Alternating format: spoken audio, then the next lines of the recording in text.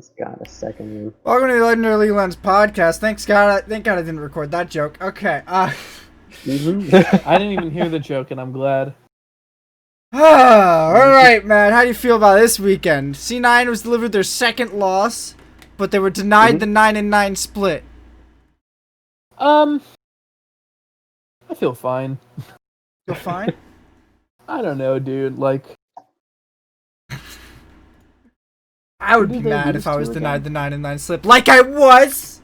Wait, who did 100 EG. Thieves and Evil Geniuses. They lost to EG. But I don't think EG is like dog shit. So like, I also think that it was a little bit of a sloppy game in certain areas from C9. So C9, yeah, but that would be why they're losing. They're making a lot more mistakes in summer, and I don't know if it's because other teams are necessarily getting a lot better. No, I think EG did. I don't think EG played like exceptionally well. I think EG just like capitalized on the mistakes that C9 was making. I think I'm still willing to call it like C9 or like certain members of C9 outplaying themselves more than I'm willing to call it like EG outplaying C9. Which because members of C9? The ones that left and went to EG?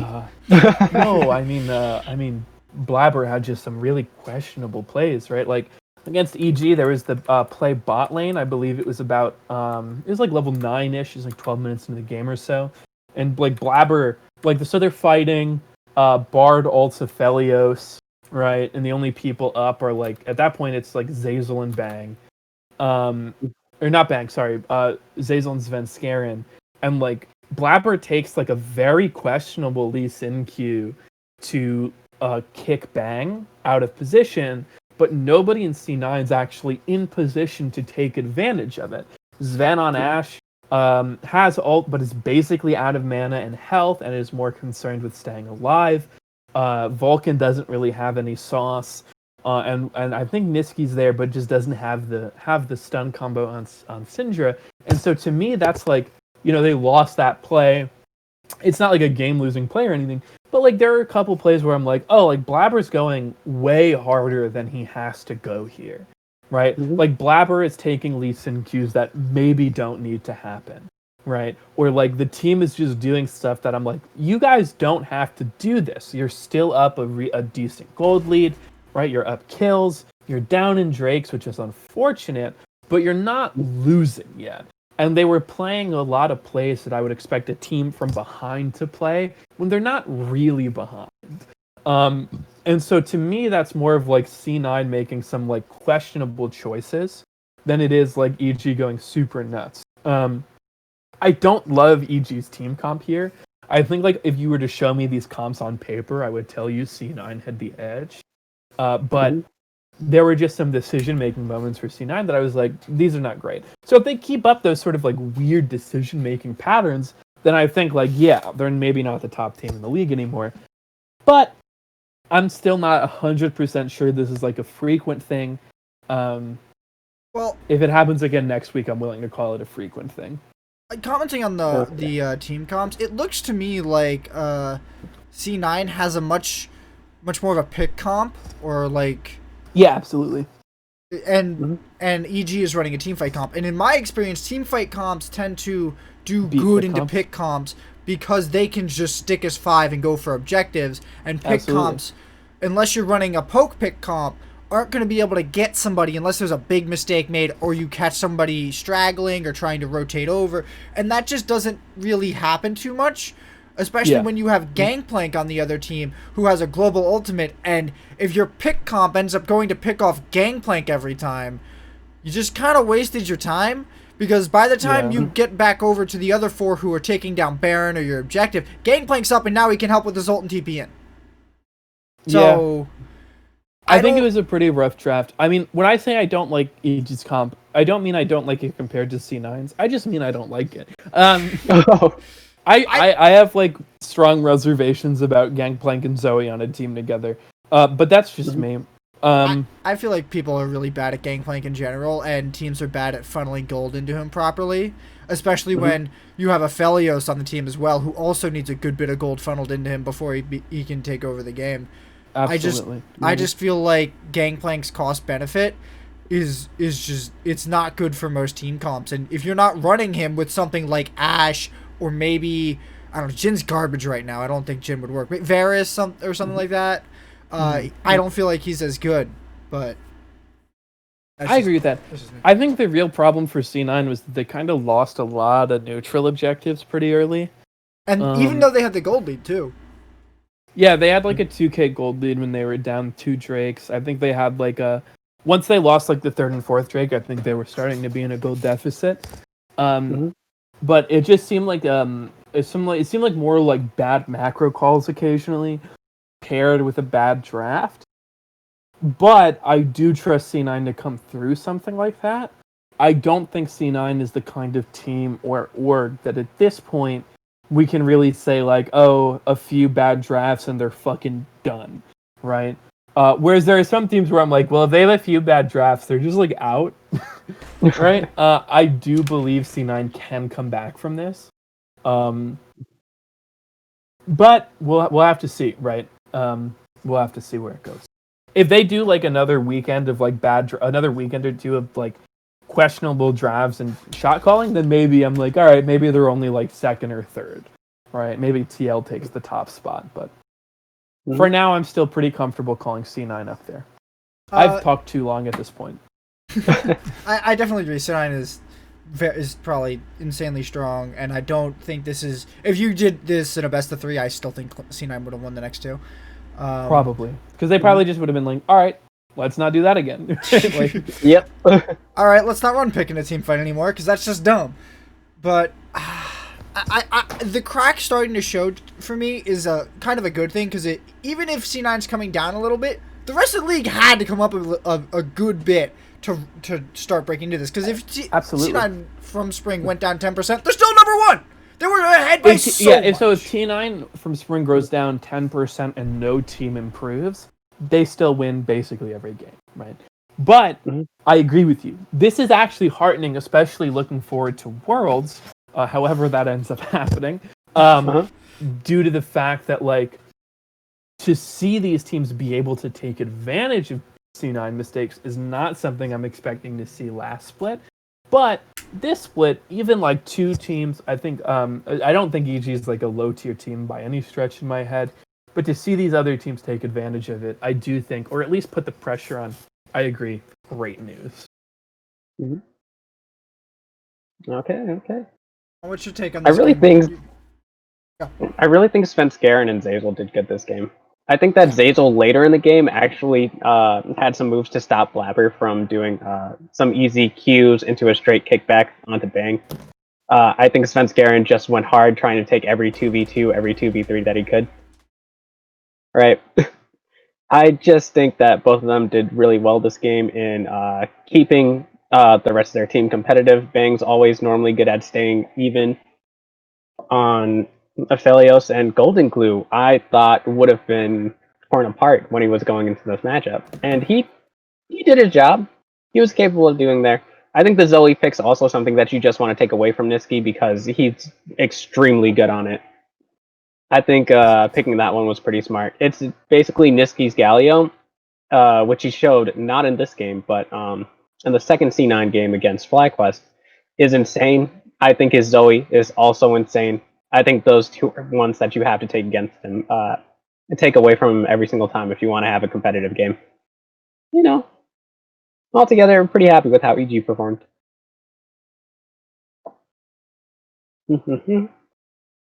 The one thing that I noticed was, even though I saw Blabber get some good kicks in, or some, I'm sorry, he got some opportunities for kicks and pulled off some of those kicks, they never amounted to much. Like, there's one in the bot lane where I think it's like 3v3, and he kicks Bang into his Bard, but Bard doesn't have Q up.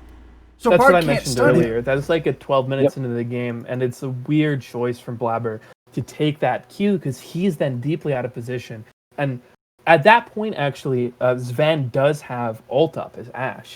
However, he doesn't have a lot of mana. He has to heal because the Aphelios doing damage is kicked into him. And Aphelios is just able to basically reposition for free, meaning at that point, only Blabber is out of position. which is not great. And then everyone fucking TPs in and all hell breaks loose. Yep. I do have to Keep say, in though, mind- I've thoroughly enjoyed this game. Watching the Swole Bros go to town, real good. Real good time. You gonna say something, Haymant? No, I think I'm good. I think Let's that's see, it which for other the EGC9 game. Let's talk about 100 Thieves real quick. Do we think we overhyped 100 Thieves last week a little bit? What do you think? I don't remember what we said about 100 Thieves last week. Maybe they're competitive to be like the second best team now because they were able to take down T9. Absolutely, we did. So going into it, I don't think I fully believed they were going to be second best team. I think I said if they could continue to improve with this roster, they might be able to. But I definitely I'm not too surprised by this. I still had my reservations about them because I felt like going down was a very possible outcome. So watching them just get honestly, they performed worse than I thought they would this week. They looked really bad this week. And Medios must be having quite an episode, being so happy one week, then so sad the next, and now he's back to being happy. I just hope they put him back in and stop screwing around, because this is one of the teams where the roster move only seemed to kind of pan out.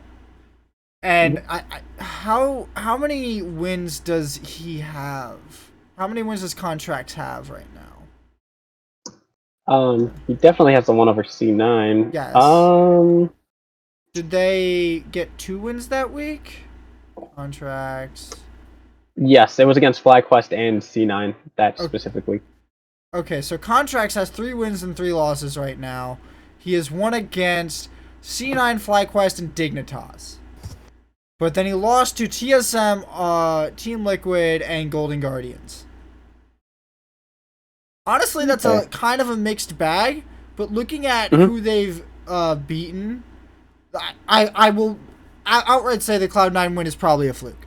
The FlyQuest win probably is more substantive evidence.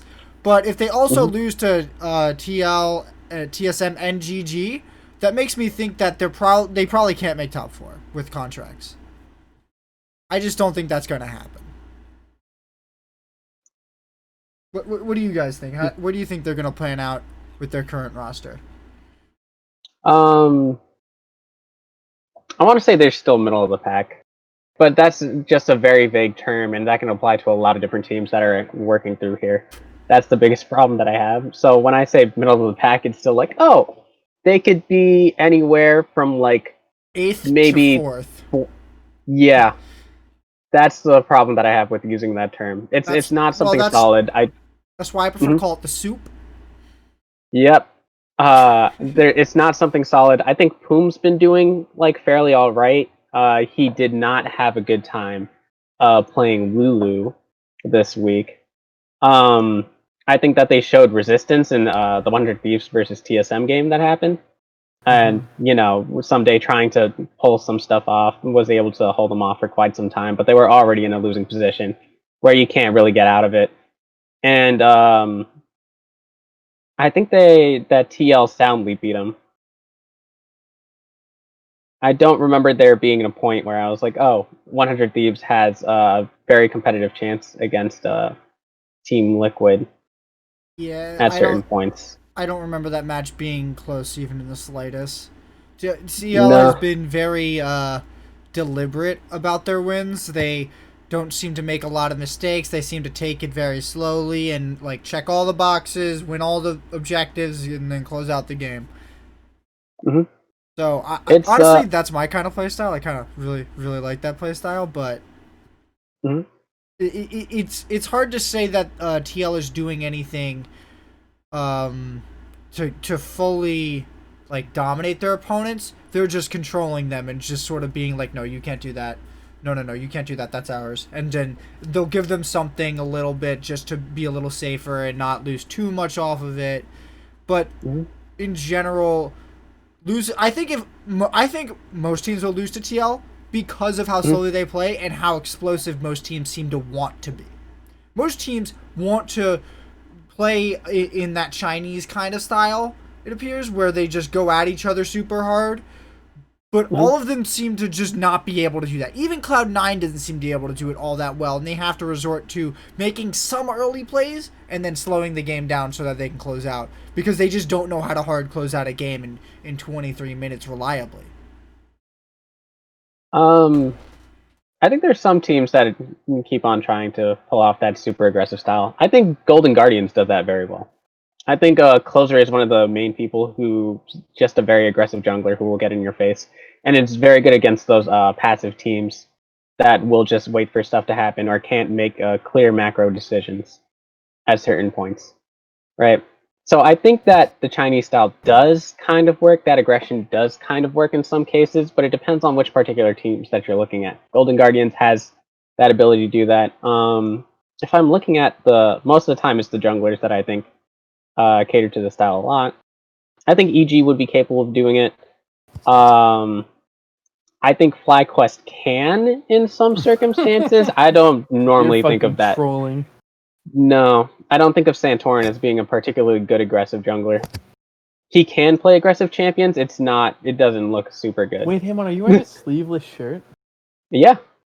What a legend. Gotta flex those guns. What a fucking legend. He's flexing out for the Swole Bros game. Buddy, I mean, look.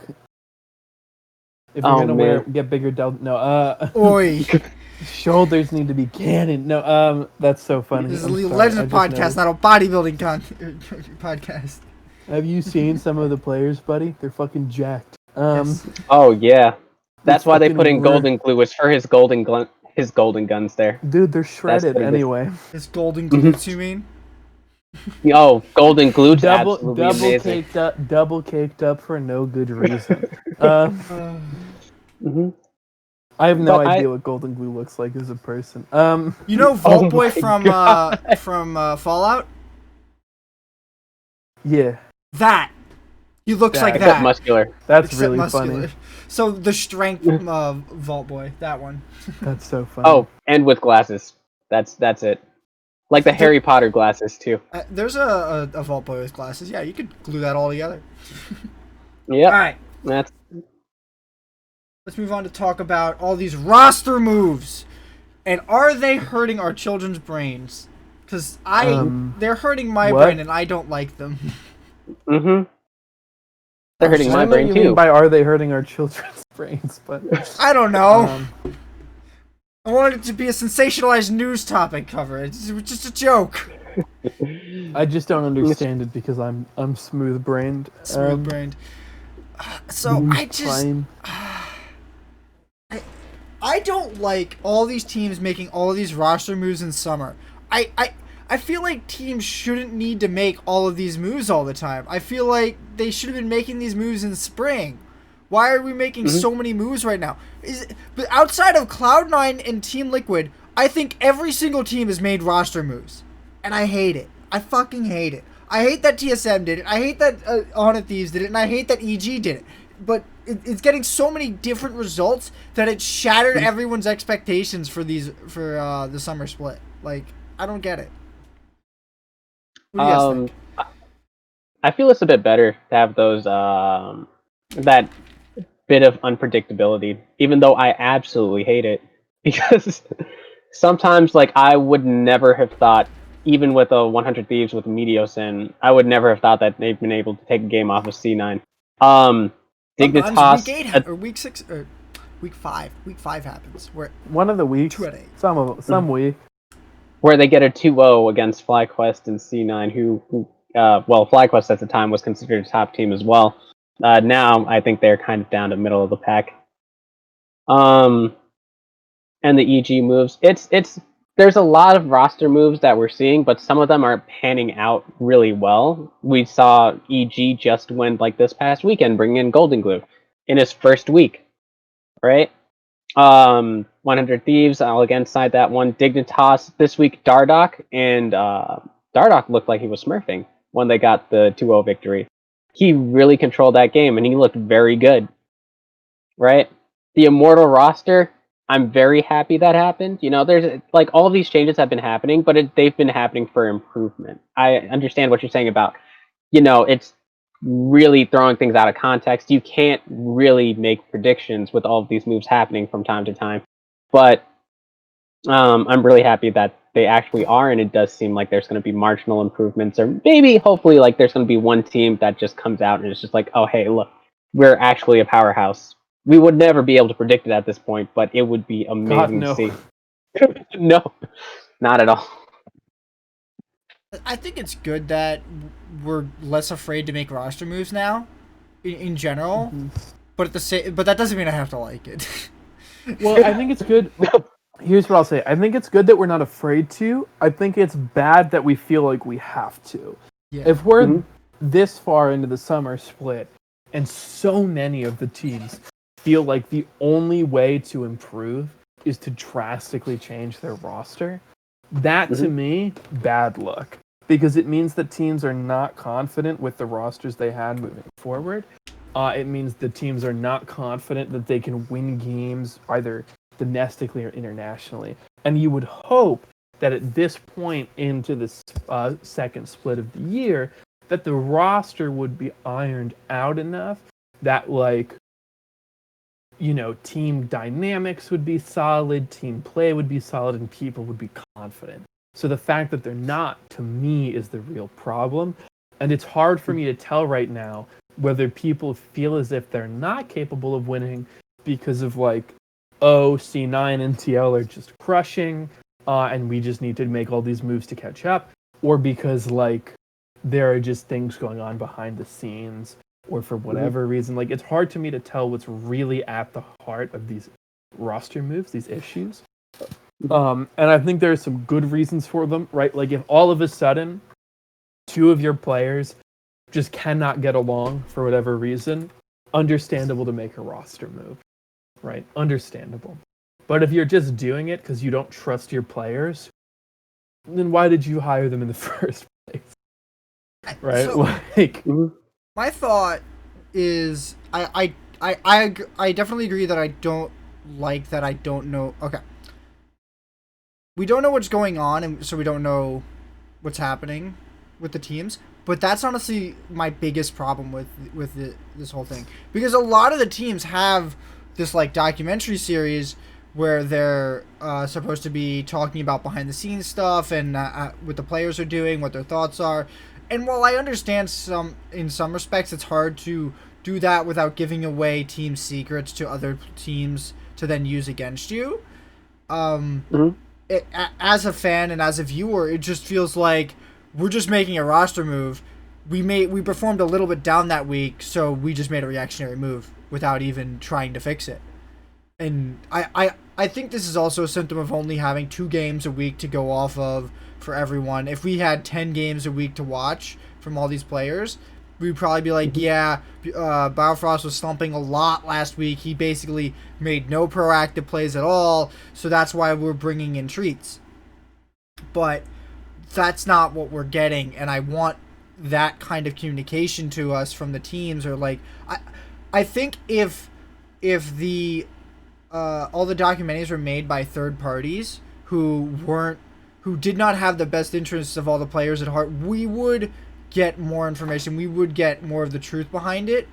But at the same time, it probably might not be great for the scene, so I understand why that doesn't happen. But I just want juicy drama for all the behind the scenes crap, because I'm tired of everyone being like, "Oh yeah, man, that's a secret story. You're never gonna hear about that one. Like, you might hear about it in like 10 years." I'm like, why don't you just tell us instead of alluding to it existing? It's so annoying when people do that. It's oh my god. The thing is, they'll go to the PR thing. They'll be like, "Oh no, it feels like we wanted to give like Treats an opportunity to perform. This week we wanted to give him a chance, or we wanted to try out like when FlyQuest switched out Turtle for Mash, right? Nobody knew exactly what was going on. We still don't know exactly why they made the decision. Maybe they just wanted, maybe something was going on with Turtle. Maybe Mash wanted to try out, right? But that was like a roster move that I'm pretty sure did not necessarily need to happen. I'm absolutely certain we would have been fine if Turtle was still in on FlyQuest and still playing through those past 2 weeks, right? I don't think the outcome would have changed too heavily. I think they would have gotten the same number of wins. And then CLG bringing in Deuce, that did not look great. He was only in for a week. I gotta hope that Ruin was like sick that week or something because, oh man.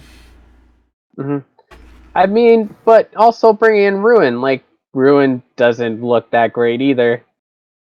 Doesn't look that amazing, no. But I think that they have one of the best Volibear set combos in the league. If they could just try to play around that constantly, it would be great. But they did just nerf, I think, both of those champions in the last few weeks. So, who's to say? Who's to say, indeed, buddy. Who's to say? I don't. The boys. What? I don't think Golden Guardians made any changes to their roster. I think they're one of the few teams that's also just committed to them. Because I think Huhi's been in there from the beginning of the split. He was. SF, yeah. So I think Golden Guardians. I think he might have been like Challenger at the beginning, but he was like on the roster. Right? Challenger? Whatever it's called. Academy? Yeah. Dude, I don't know. I'm old. Yes, they have not put in another player. Okay. I'm sorry I forgot what Academy was called, Anthony. I don't watch that shit. Okay. Let's go with a quick little rundown of our this week's results before we talk about our next topic. We got me and Matt going 6-4, and Haymant went 5-5. How you feel? How you feeling about that? This 100 Thieves faith. Monty. How are you gonna put faith in 100 Thieves but not have faith in FlyQuest? Come on, man. This was actually the 1 week, and the best part was that FlyQuest clapped TSM. I was happy to see it. Wait. The only reason TSM lost is because you killed freaking Speaker twice before like 6 minutes. Yeah, never give him the level 1. Killing the jungler twice before 6 minutes, I'll actually call it clap, like unironically. Because if I was playing a solo queue game or a clash game as the jungler, and I killed the enemy jungler twice before 6, I'm like, their jungler's clap, this game is free. Like, and then you lose because your mid laner and top laner can't control their lane, and then no, because Davidson listens, and I trust you if I gank you 3 times, but not before. I don't trust you if I ganked you any fewer than 3 times in the early game. And Davidson just listens, so we call that a dub. We call that a dub out here. All right, so once again, I guess, I put too much faith in 100 Thieves. I wanted to give it a hope. Monty makes a bad call. No, Monty makes a bad call. I'm 50-50. okay. I'm we're a coin 60-40, so I'm gonna act like I'm better than you. You know, I can't. I've earned the right. No. So here's our running total. Me and Matt are both 31-19, and Haymont is 29-21.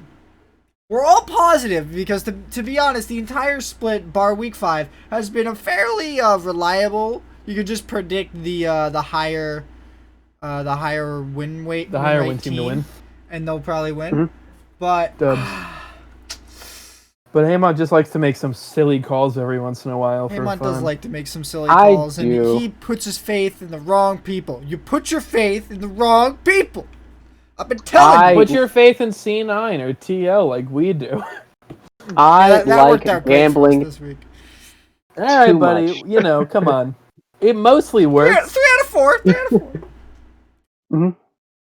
We're getting mostly dubs. That's what matters. Yeah. Hey, if I was 3 out of 4 every week, I'd be happy. Me too, buddy. Me too. That's free real estate. Our next topic is a little bit of meta talk. Mm-hmm. Some of the most played We're going to talk about the Twitch meta and why we're streaming chess from now on. No, okay. Yes, everybody's going to come watch me do bad at chess. I mean, I'm here. No, you can start streaming chess. Go for it. I don't know how to stream. Absolutely. I have no idea. 20 minutes and I got you set up. All right. Exactly. Actually, It's help me. very easy. Actually, help me. I literally. Okay, whatever. We'll talk about this later. Anyway, Okay. the LCS meta, Anthony. Why don't you give us an introduction to what you're seeing and what you're thinking? Because you added this topic right before the show started. I meant to add it a while ago. I'm sorry. Okay, you meant to, but you didn't, so I didn't get to prepare. So I'm gonna make you talk first. Okay. All right. Is Okay. that fair, buddy? Come on. Yeah, that's fair. I think so. I agree. So, the meta of the LCS. These are not the charts. No, I clicked off my charts.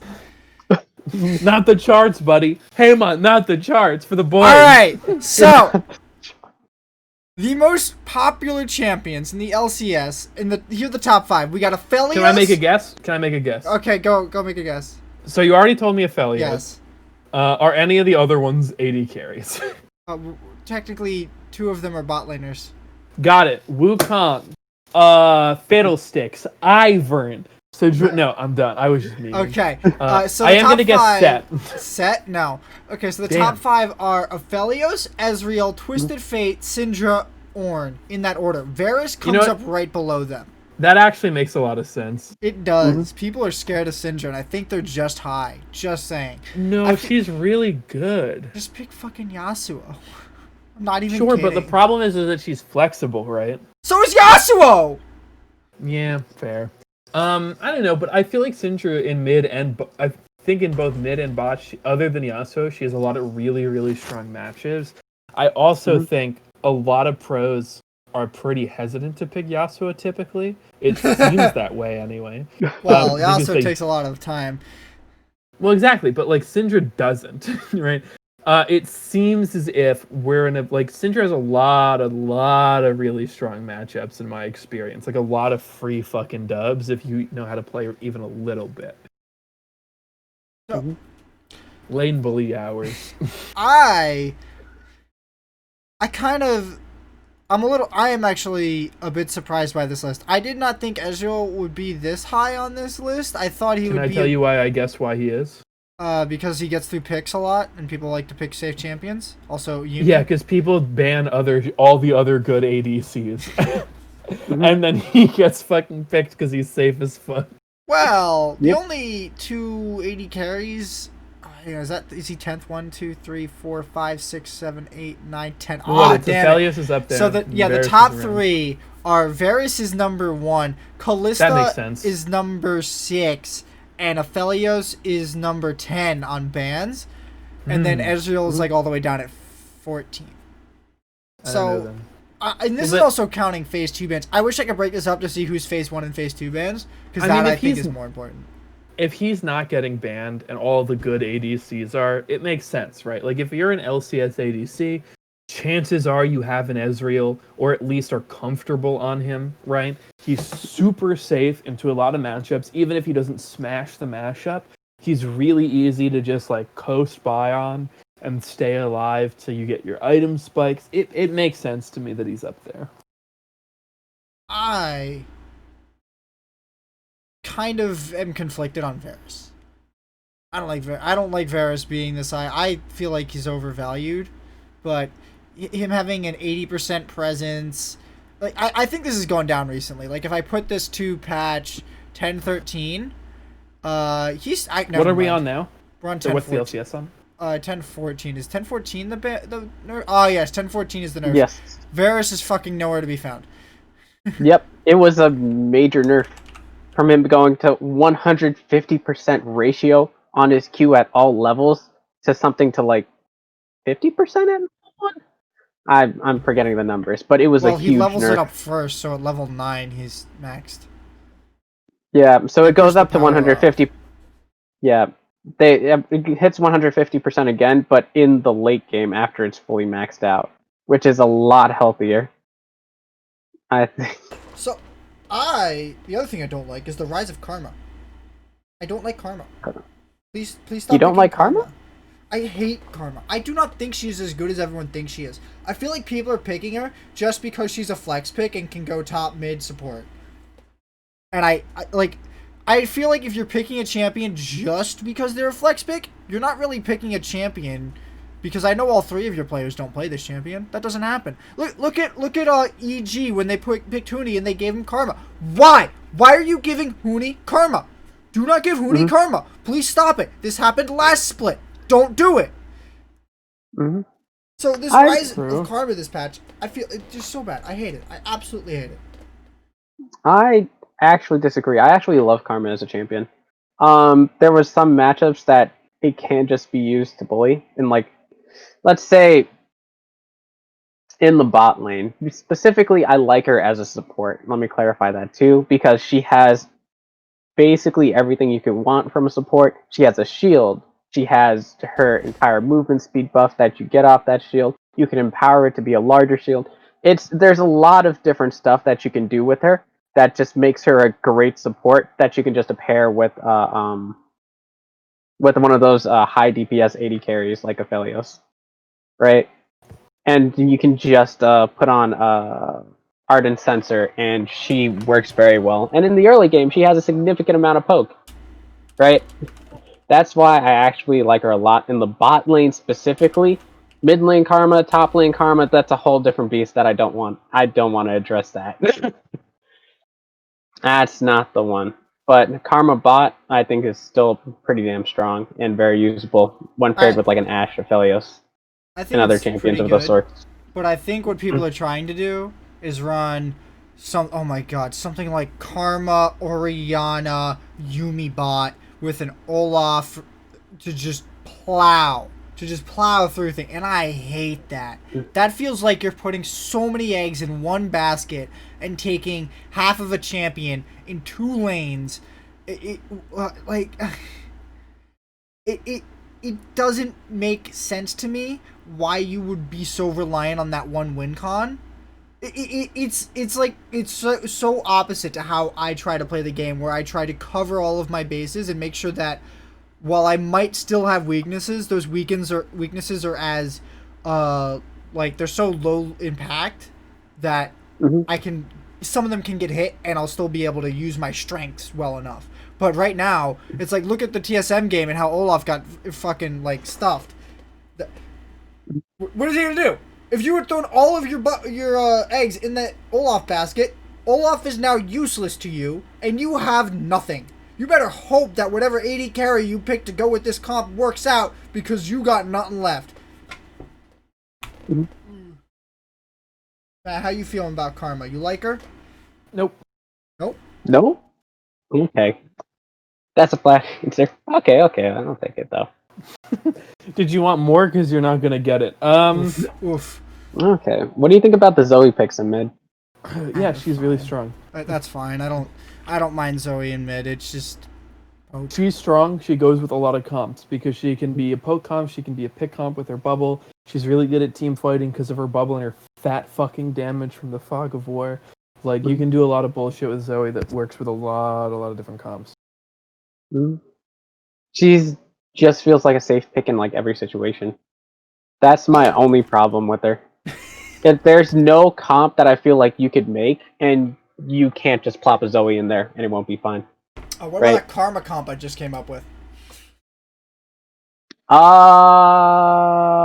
That Karma comp, honestly, I dislike it at every stage. You're right. That I think that might be the one where it just doesn't go in there. I think anything where the mid laner is your primary carry tool, like if you're running LeBlanc, you can't really swap that out for Zoe too easily. If you're running if you're running Zillion mid, you can't swap that out. Like I feel like she is reliant on poke or pick and some team fight comps. I don't think she's a universal team fighter because her team fighting is okay, and she's reliant on her team having a lead to be a good team fighter. If her team doesn't have a lead, she's not that strong of a team fighter, and she's reliant on getting picks to make plays. Okay. But I think that even if she's like, the one thing that she's been very good at, which I dislike, is that she's very good at forcing people off of objectives, right? Like, you can control a space. Like, let's say you can control a river, and you're trying to contest a dragon. She can force you off that dragon by nailing a couple of good Qs without being punished very heavily. That's the thing that I normally dislike about her. You mean That's that you as so. the opponent would dislike about Zoe? No, that's the thing that I dislike seeing in like Well, yes, me as an opponent, I also dislike being nailed with the Zoe Q and then just being like, oh, wow, I have to go heal off of something, or just recall now, if I'm a squishy champion, right?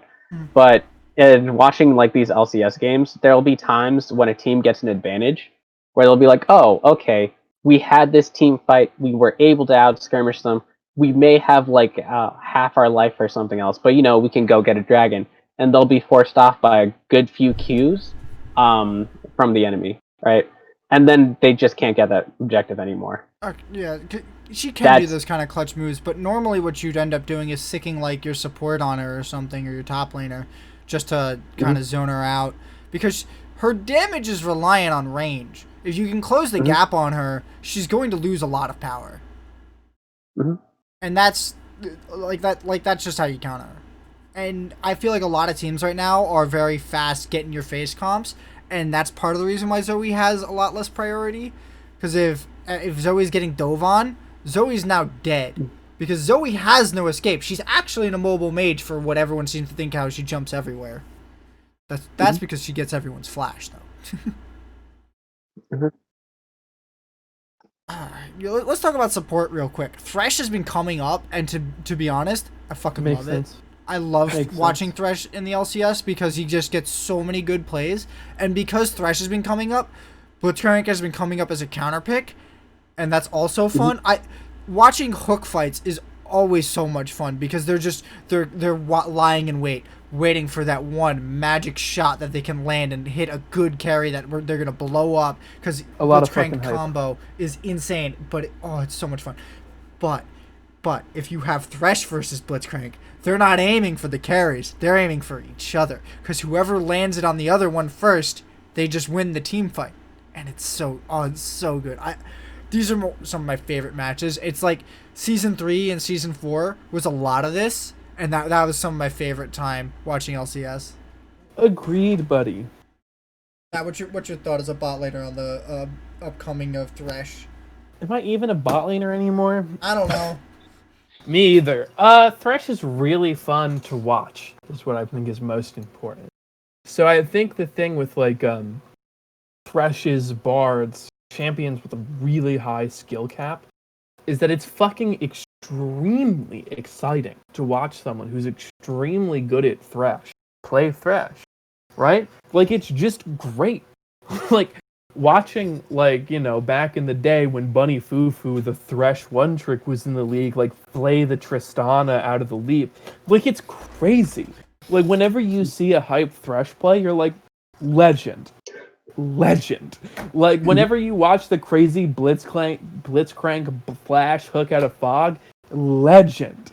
Right? Like the fun thing about the hook champs is that, one, they tend to take a lot of skill, both like mechanical and game knowledge, and two, they allow for really fucking hype plays to pop off, because they allow you a really like specific way of beginning a fight, which is extremely exciting to watch. So for me as a viewer, not necessarily as a bot laner, but just as a viewer, it's really fun to see the Thresh Blitz metas, because it's always like, I know some crazy shit's about to happen, like without fail. Hey, Monty! What do you think about Thresh? Oh, I do love Thresh. Blitzcrank, the thing about Blitzcrank is he either looks very good or very bad. And that very much depends, because all that he's got is that one hook wonder. He's got to pull a carry. Because if it's something like, oh, hey, I just pulled a meatball into our entire team, that Ornn is not going to die. Whoopsies. Or if it goes for that flash hook play that you're saying, and he goes flash, hook, whips everything, does not look good at all either. Right? So, that's the duality of Blitzcrank in the bot lane. It's either going to look very good, Blitz boys, or very bad. Is there anything else on the support list? Like nothing else on the support priority really stands out to me besides the awfulness that is Senna that we've been seeing. just been very weird. In other regions, she's been played both as an AD carry and as a support, right? And I think the only team that's really done it in North America has been FlyQuest and C9.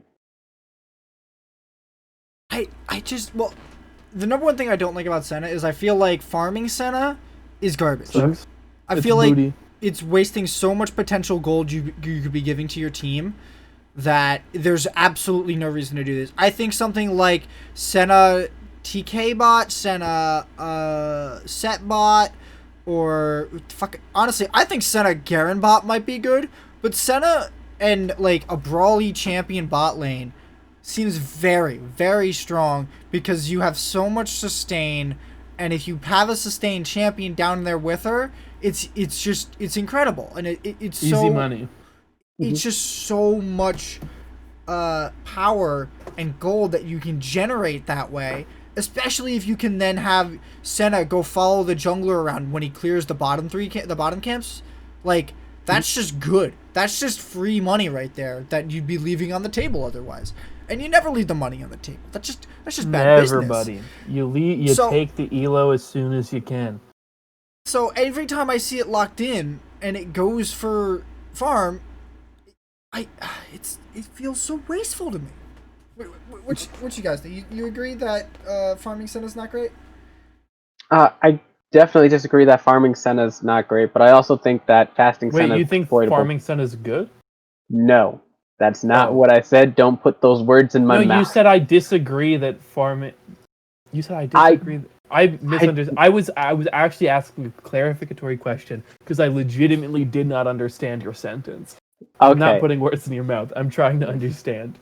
I disagree that Senna is good. That's what I'm putting down because we've also been able to see it exploited in the fasting role. When you do have that fasting Senna there, it doesn't do much in the early game. Its primary role is to sit there in the bot lane and make sure that you keep either your carry alive or for some reason if you picked another support, your support alive, right?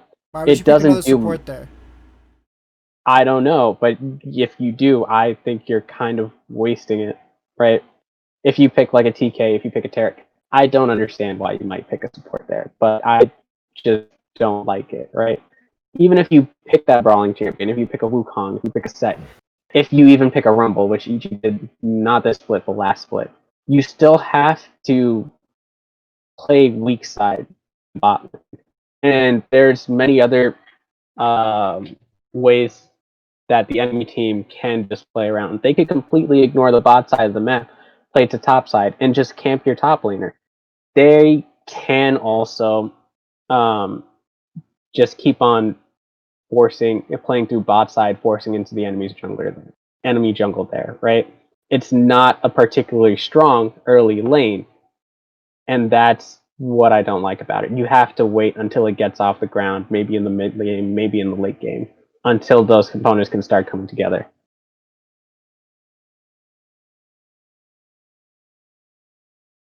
Any comment? I'm looking at stats for Senna.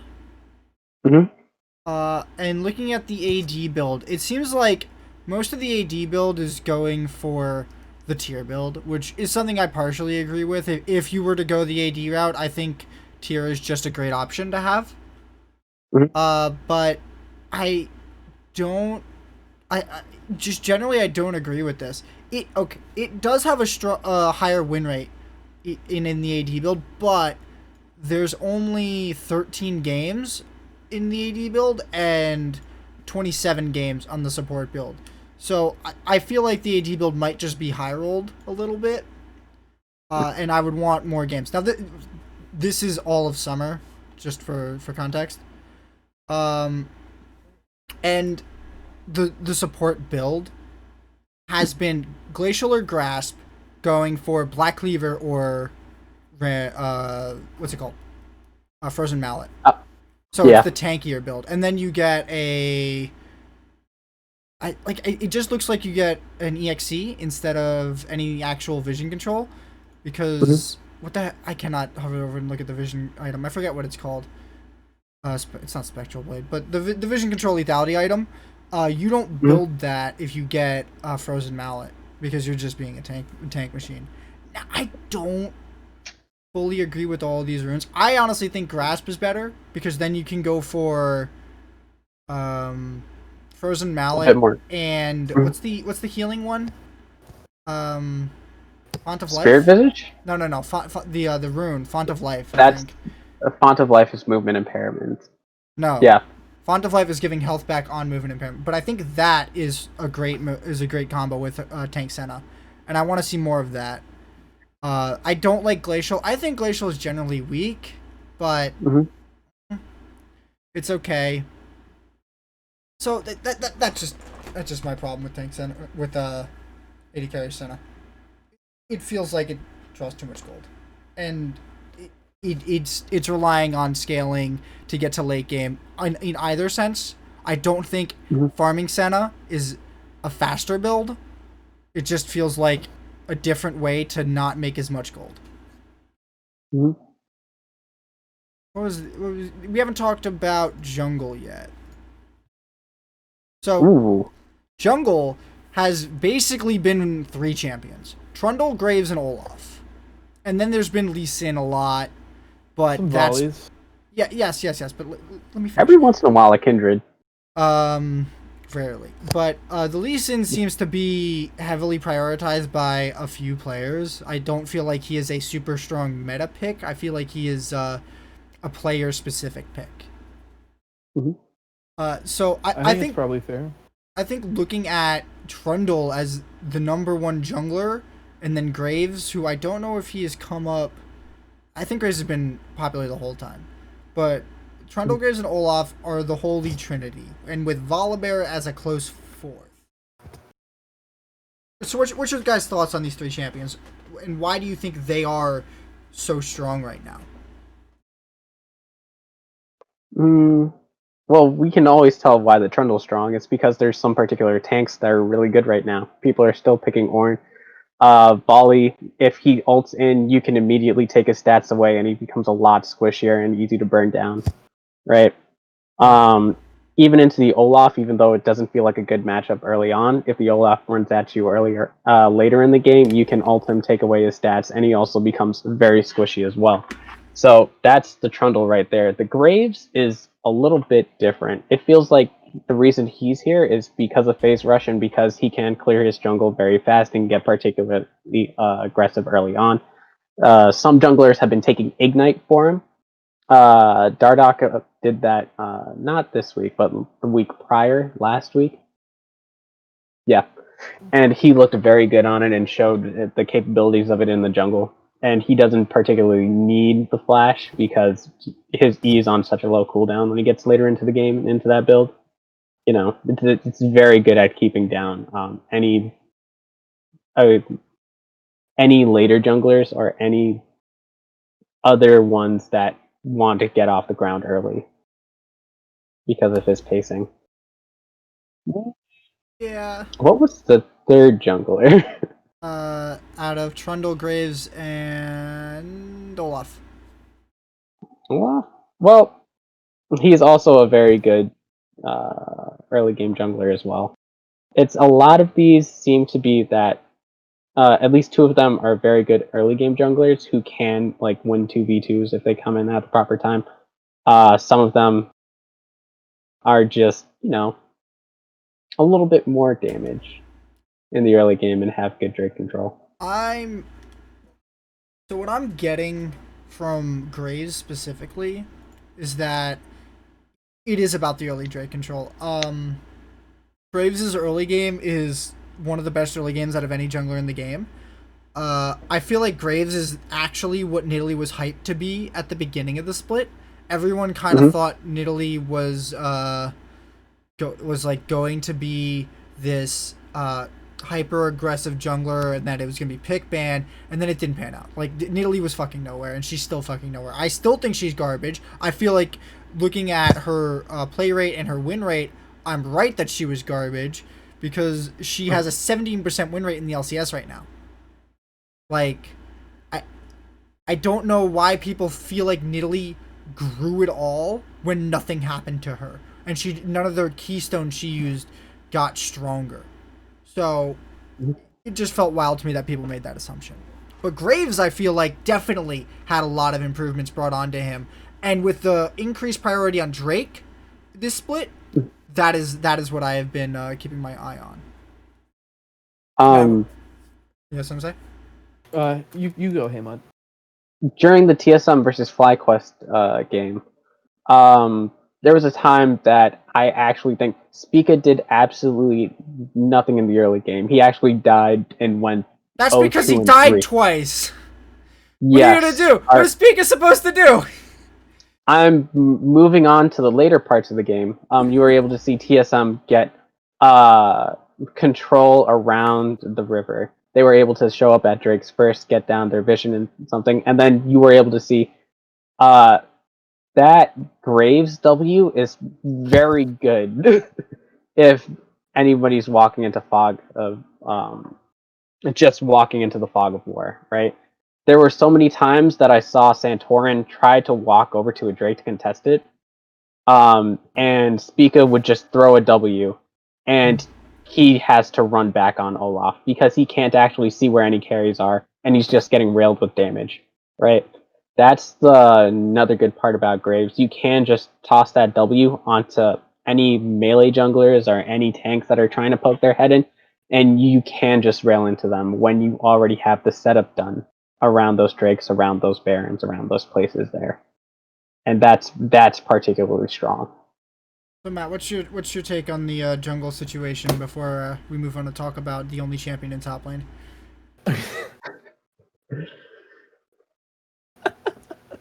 Okay, that one hit me, and I apologize. I need a second to regroup. Fuck, that really hit me. I don't know. I think what you said about Nidalee is right. Easily. I'm a little surprised Volley hasn't been getting more love because I think he's really good given certain comps, but I also think outside of those comps, the regen hit was heavy in his jungle, and the auto hit, big hits. I mean, yes, but the fucking tower cancel, buddy. It's hard to use. Is it walk bot lane through try if you're fucking what side is the bottom left? Blue? Yes. If you're blue side, yeah. If you're blue side, walk through the tri brush, ult the tower, get a double kill, game's over, you win. Easy clap. No, I think you're right. Jungle meta doesn't shock me. I think Lee Sin actually is pretty fucking good right now. I think he's pretty I think he's reasonably competitive. I understand why people who aren't like Lee Sin mains aren't picking Lee, because Lee Sin's pretty hard to play into Olaf, pretty hard to play into the Graves sometimes if the Graves gets the early lead, right? Olaf kind of dunks on Lee Sin. It's like, well, you're not ulting me. If you Q to me, you're just getting killed. You can't E me, right? Like, I get that. He seems pretty good, so I would expect, I would have a little surprised we're not seeing more of him, but otherwise the jungle meta I think just makes sense because I think there are only a handful of like very good jungle champs, and the rest of them are like, there are a lot of okay jungle champs if you're good at them, and then some bad ones, but I think there's just like a pretty clear tier list. Are you happy with that, Anthony? Yes, Fuck, now tell me about the one top laner in the fucking game, bud. There is one top laner who has an above 50% presence. His name's Ornn with an 80% presence and a 44% win rate. Why on earth people keep picking this a pile of garbage to me? I don't get it. Well, I don't get it. Look, I understand. You really like Ornn. You like the ultimate. You like the power. I see how you could think it's a good idea. But, hear me out. He's a 44% run rate. In the LCS? In the LCS, yes. Ooh, that's low. His CSD at 15 is down. Why? Why are you picking this? Can you give me a Molten Edge, please? I know that you're only level 11 That's and so being nice. bullied top lane, but I really want to... But Haymant, if Ornn has a like less than 50% win rate, that means the teams that pick Ornn are losing more than half the time. Which means even though you can get that fat fucking Molten Edge at level 11, you're still more likely to lose the fucking game, which is a I- big fucking problem. Team's I priority know. on this champion is obscenely high. He is not that strong, and like when you're good at the game, you don't let Ornn combo you. That's the sad fact. I'm not good at the game though. If you get full comboed by 5 brittle stacks from Ornn, you're very, very, very bad because it takes 15 seconds to do 5 brittle stacks. Anthony, I have some bad news for you. What? I'm very, very, very bad. No. You're not in the LCS! That's true. I've also never been 5 comboed by a Norn, so... 1v1 me, and I'll show you! No, I believe that an Ornn can do it. I'm just not dumb enough to let it happen in a fucking solo queue game. You blow flash, and you die in 3. That's the key. Easy clap. Then it's not 5. Young money. It's like the 5 are for champions that either have regen or are tanks. It's hard to get the 5 off in general because you need to use your W twice. You know that I'm a tank player. You play a lot of Ornn, you see. I don't actually. I don't jungle Ornn these days, but maybe I'll pick it up now that you've floated it. That's the top lane meta. It's all about Ornn. Why it's about Ornn is beyond me. It should actually be about Volibear, Set, and Jace. And they're the good top laners. Stop picking Ornn. All 3 of those champions run train on Ornn. Does Jace beat Ornn? Jace beats Ornn. Jace is supposed to. He gets to farm for free. There's been some games where it looked... No. There's been some games where it looks like Jace has not been able to beat Ornn, but those are because those are like, oh, Licorice is playing Ornn top lane and actually getting those full stacks, right? Here's the other thing, is you're not supposed to fight him too much. You're kind of supposed to harass him down a little bit, and then just go kill everyone else. You just ignore Ornn. You give up on Ornn. You put it... You see if so you it's in like the jungler it's can like put a him farm behind. and roam. It's like a farm and roam. It's a farm and go for objectives. Like, you don't want to just start roaming for ganks mid lane because it's not going to pan out. Could you stop doing that? I could, but I won't. Please stop. It's coming out. It's in your mic. Oh shit, my bad. It wasn't lighting up my mic on disc. My bad. So I don't get it. Volibear should just be able to go to town on him and just hit W and keep regenning through the fight. It shouldn't really matter. And then Set just doesn't care. Set kind of sustains through it. W's when he's getting hit. Set can live through all 5 of the procs. Like, I don't get it. People are crazy. Ornn's too prio. Oh my god. I was arguing with Kyle about it while we were doing Clash, and I'm just like, you're crazy. Ornn is not that good. They pushed his power back so far. It takes so long. I remember that argument. Oh. Alright, let's talk about dragons real quick before we talk about next week. A lot of the game has started to revolve around dragons that we've noticed. This is something that I've been talking about for weeks since the dragon change came in. I'm sorry, wait, that's months. I don't know why everyone puts so much priority on heralds when dragon comes up first. Dragon gets you a power spike probably sooner because herald just gets you. I think it like guarantees 500 gold if you drop it right, but that's 500 gold. It's not that much. Whereas dragons are probably worth 500 to every individual player. So I feel like everyone was very misplaced on Herald.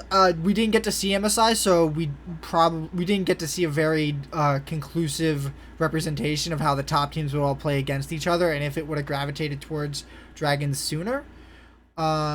So there's that. But this is how I said we should be playing the game for a long time now. I'm just glad to see. I'm happy to see this. What do you guys think? How are you feeling about the new dragon meta? Oh god, fuck Drakes. I want to go back to just killing my lane. No, You play that was jungle a joke. What? You play jungle now. Yeah, but I would rather I know. It's actually free as fuck, dude. In solo queue, when you're bad like me, literally no one can test early Drakes. It's the freest shit in the world. You hit level 4 with 2 smites, you get a Drake guaranteed every fucking game. It's cash. Anyway, what? Nothing. Go. Oh, I actually didn't hear you. I wasn't memeing. I think Drake play is probably fine, just because I think it's interesting to watch LCS teams sort of be forced by the meta to play cohesively or like partially cohesively early game, right? Like an early game necessity on Drakes, or having to like necessarily having to go for early Drakes, I think opens up avenues for interesting team fights that otherwise wouldn't happen, right? Like back in the day, when the meta was like, fuck the Drake, we're gonna lane swap and farm for 40 minutes, the early game was really fucking boring. In fact, every early game was the exact same. It was the top laners standing behind the wall so they didn't die, soaking XP, not getting gold, and the bot lane fucking hard shoving. It was the same thing. You know what I'm fucking talking about. It sucked. I loved that meta. It was so like big brain of a meta. You actually had to think about the game. I understand from a viewer's perspective. It's just like no. So I agree with you that it's big brain. I agree with you that it's big brain, but from a viewer perspective, watching people do literally nothing for 20 minutes is really boring. So I like the idea, viewer-wise, about the Drake being more important because it means that your mid laner has to roam down, your bot lane has to roam up, your junglers have to fight, and maybe your fucking top laner needs to TP, or maybe there's some goddamn action top lane a minute before the Drake because it means the enemy top laner won't have fucking teleport in time. Cash. I think it adds, or at least opens the door for more early game action that otherwise wouldn't fucking happen. And I think that that's interesting from a viewer perspective. From a player perspective, I hate to bring back lane swaps. I don't want to do anything for 30 minutes. Farm and fight. That's that's how I like to play the game because I guess I'm fucking old now. But classically, Legends, bring it back, Riot. Let me literally, Riot, please, for the love of God, let me play Nasus and do nothing for 40 minutes while I queue camps. Literally, let me get away with AFK farming for 30-40 minutes, please. Oh, the good old days. Buff Meteos, boys. Wait. He was the #1 ganker in the league at that time. He would play. Yeah. But I revolved my style around his gank and farm routes. It was insane what he did on Zac. I still can do it to this day on Zac. Yeah, it's a little bit less good though now, but because they changed XP. But he also had a dirty fucking Nasus jungle, and never forget that. You just got 6 and got a free Drake, because either you got Drake or they walked over and died to Nasus at level 6. Because level 6 Nasus had a 2% tick on your health per second, and it was crazy damage. Oh. I miss the good old days. I also missed the days when Haymant. C9 didn't die at all during the promotion tournament. Haymant, how you feel Meteos didn't die. Haymant, what's your... Go. It basically feels like the first 2 Drakes don't really matter, but each team needs to get one of them in order to prevent like a soul point or that like dragon soul, right? Yeah, that would be how dragons work. Yes. Yes, that is how dragons works. But it's like, okay, like if one team's like foregoing like the first Drake, if it's pretty late in to get the Rift Herald, like that's fine. I'm fine with that. If you're giving over 2 Drakes for a Rift Herald, that's where I start taking the issue with it, right?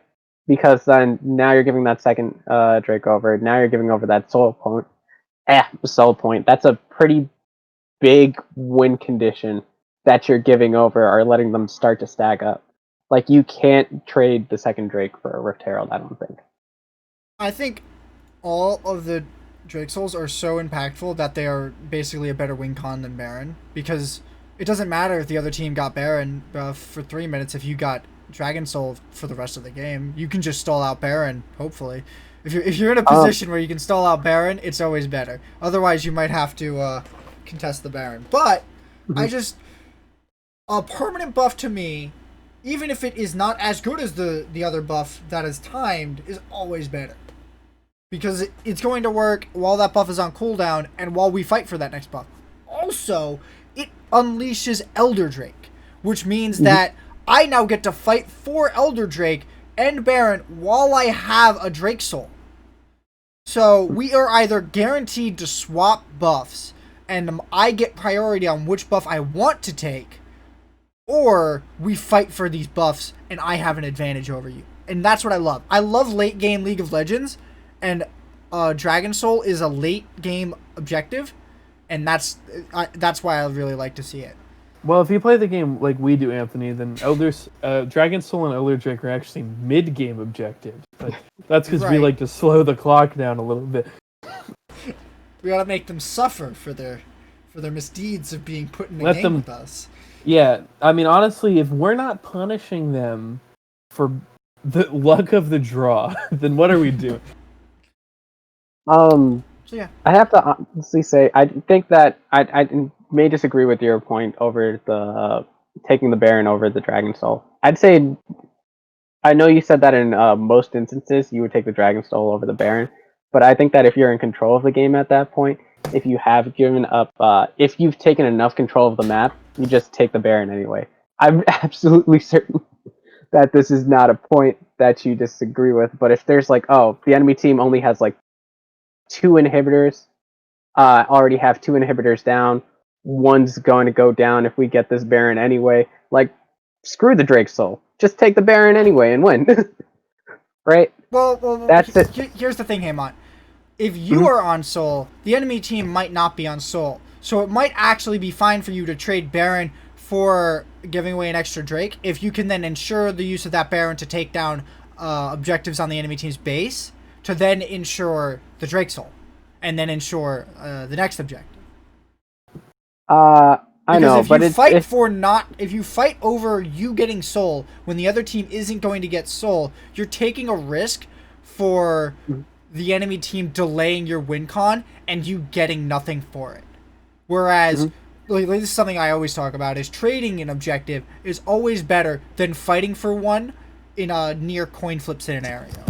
Agreed. Those fucking 50-50 smites are very stressful and very hard. I don't get and also, I do think I just win. No, I win 100% of my 50-50s, but for the average person, they're stressful and hard. I was trying to appeal to the every person, Anthony, not legends.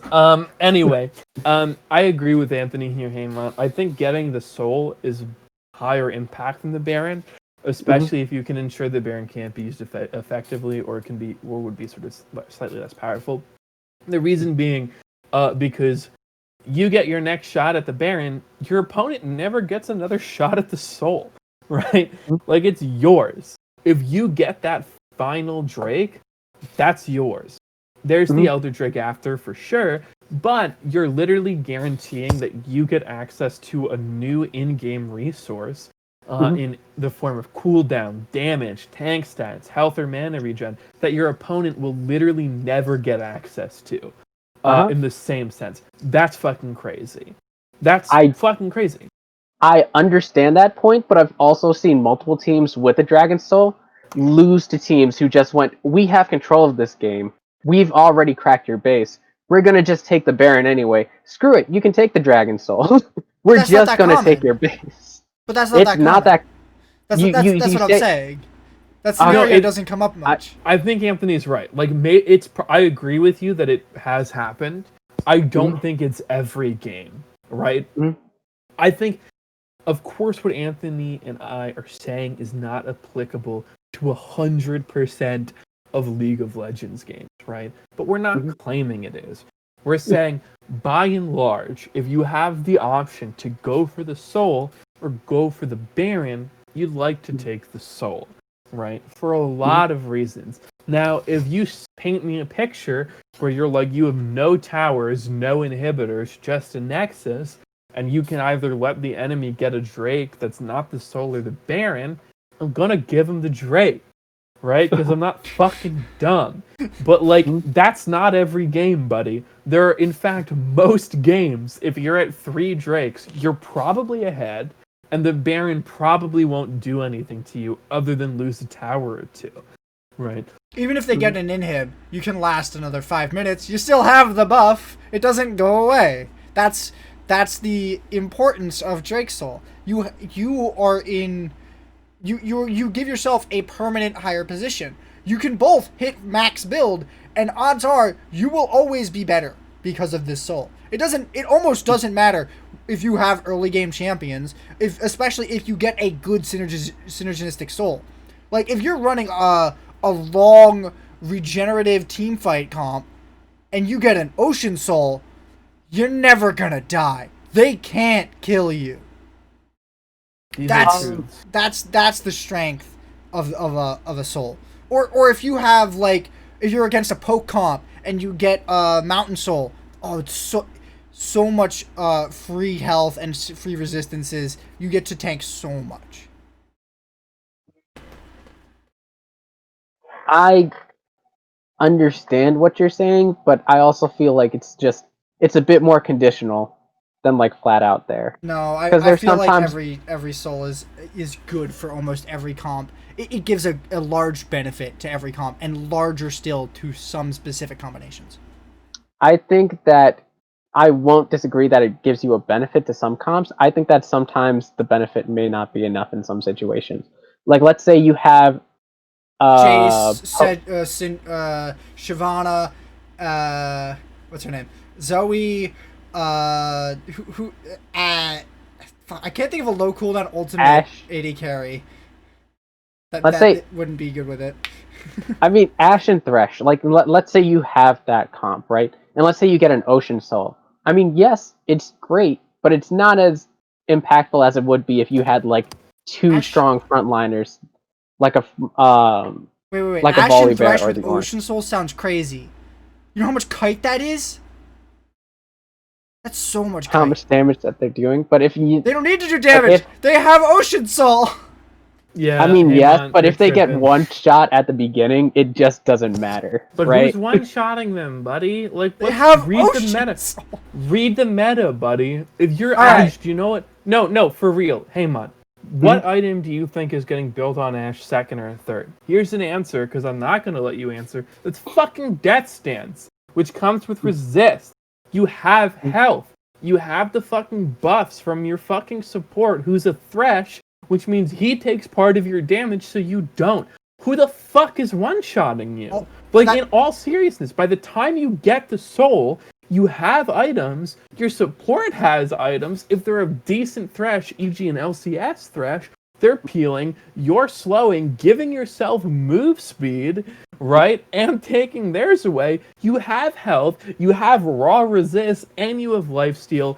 Who the fuck is one-shotting you? This is a real fucking question. What fucking champ does it? That's the thing. Sometimes people actually let you take those drakes, right? And you'll be there and you'll have the Dragon Soul, but everything would have already fallen apart. Having We're not Dragon talking Soul about that. does You not told me. necessarily No, fuck you, buddy. I'm not letting you dodge this question. What? I'm not letting you Okay. pivot. The conversation, the conversation was if they have Ocean Drake, they're getting one shot. I'm telling you, with the Ashe Thresh, you're never getting one shot. What the fuck happens there, buddy? I'm not letting you pivot out of this. Who in the fucking game right now can one shot a fucking Ocean Drake, Ashe with fucking raw resist HP, and a fucking Thresh with 2 items? Come on. Hell yeah, Zoe still absolutely can. Syndra can find ways. If you have a good wombo combo straight onto them, you can absolutely obliterate that Ashe before a team fight starts. It'll take a lot, and it'll be harder to kill. Yes, no, you're tripping. But no. You're imagining scenarios that are, while possible, are not typical. And that's what we're talking about here. You're imagining things that are likely to happen in a silver solo queue game, not things that are likely to happen in the LCS, buddy. Because yeah, buddy, fucking yeah. I'm not going to tell you it's never happened in the LCS, but you cannot tell me that more than 50% of LCS games end up in a position where the team ahead is getting fucking one shot consistently, because it doesn't happen more than 50% of the time. Does it happen sometimes? Absolutely. Does something happening sometimes mean that it's not good most of the time to get the Elder Drake or the Ocean Soul or the Dragon Soul? Absolutely not, buddy. You're imagining your solo queue games as if they're LCS games. Like, you're Wow. not picturing realistic LCS games You're here. going to take those out. I distinctly remember games where Mortals had Ocean Soul and still I lost the didn't game take anyway. them out, buddy. I didn't take them out. I said they happen. I said you cannot realistically tell me it happens in more than half of the LCS games. Which means if it's more likely, which means if it happens more than 50% of the time that the team in this position wins, it's good to be in that position, right? You can't say it's not. If the team who has the Thresh Ash with more like two items on the Thresh, 3 items on the Ash, and Ocean Soul in the mid game wins more than 50% of the time, you can't in the LCS. You can't tell me that just because Immortals lost on it 1 or 2 or 3 times that everybody should want to avoid that position. That's fucking insane. That's not how it works. Haymant, 10 teams throw the lead. 100% teams can throw the lead. That doesn't mean it's not a good or a desirable position to be in. I'm gonna give you this offer, Haymant. I Haymant. just dropped my cell phone. What? Okay. You can have Ocean Soul. Okay. The enemy team has lost 1 inhibitor. You have lost 2. You have an option right now. You can take Ocean Soul or Baron. Which one do you take? You have 2 inhibitors down. The enemy has 1 inhibitor down. You are both at full force. Whichever one you choose, the other team will take the other. Which one do you pick? There's a wrong answer here, by the way. I'd say if I'm 2 inhibitors down, I would probably go try to contest the Baron. That's it. If my base cracks any more than that, I'm going to be constantly under pressure. How many Ocean Soul points does the other team, or is not Ocean Soul, how many Dragon points does the other team have to have for you to go for the Soul? So if you're both at 3 Drakes, Haymant, right? And you conceding the Drake here gives them Soul, do you still go for the Baron? If you're 2 inhibitors down? Yes. Yeah, I still go for the Baron. You're fucking high. insane. You're high. Because here's what Haymant, here's what happens, right? You get the Baron. Easy clap. They don't contest it. They go for the Soul. But here's what happens. You're still 2 inhibitors down. You can apply lane pressure because of the Baron buff. That means you're not going to get sieged as easily. But what happens when your inhibitors respawn and your Baron runs out? I'll give you a hint. It's the enemy still has fucking Ocean Soul, Haymant, and you're going to lose every fucking fight from here on out because the enemy is fucking Ocean Soul, buddy. You literally conceded a permanent game-long buff to your opponent. Insane, because you know what happens when you take Ocean Soul there? You can fucking deal with the Baron minions better because your fucking team can tank them because they have Ocean Soul.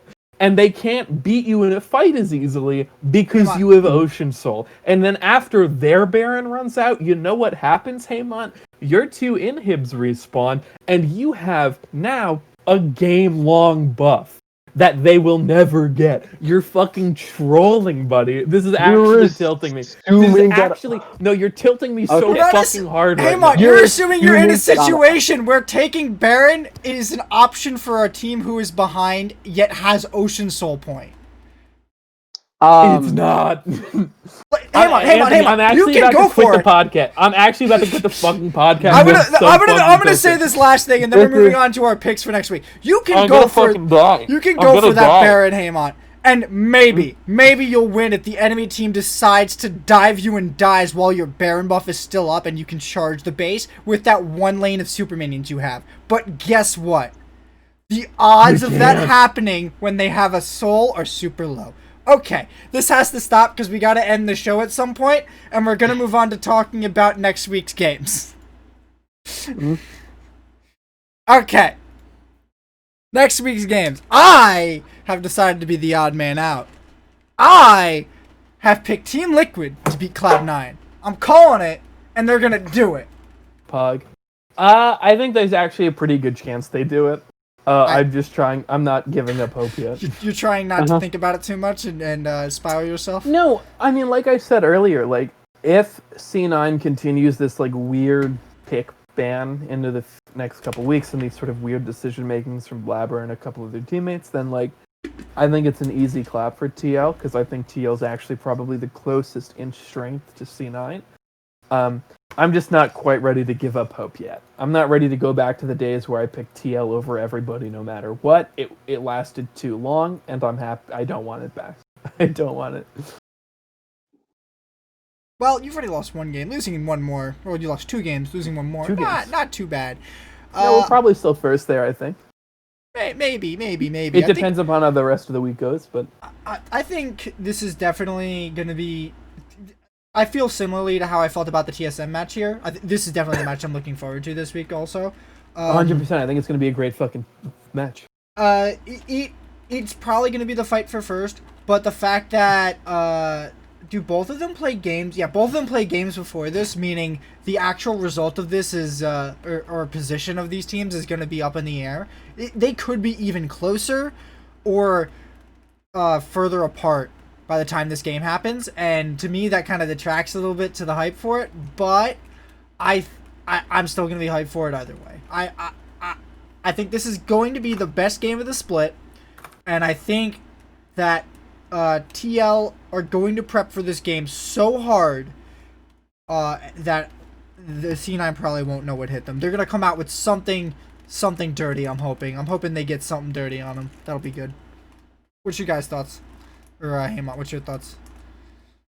I think TL's been very stable. If C9 doesn't actually, show up or doesn't do a sort of draft error again, right? Because I think in the 100 Thieves game, Nizzy got exploited for taking Cassiopeia. I think that Blabber got exploited because he took Jarvan. And I think the stars actually aligned that there was a good time for let me correct that, a Cloud Drake for that Olaf who was getting empowered the entire time, right? I think that's not going to happen again. I don't think that C9's going to allow a composition like that through again, right? Especially when Nizzy has such a great Galio, especially when Nizzy has such a great Zoe. I don't think that's going to happen.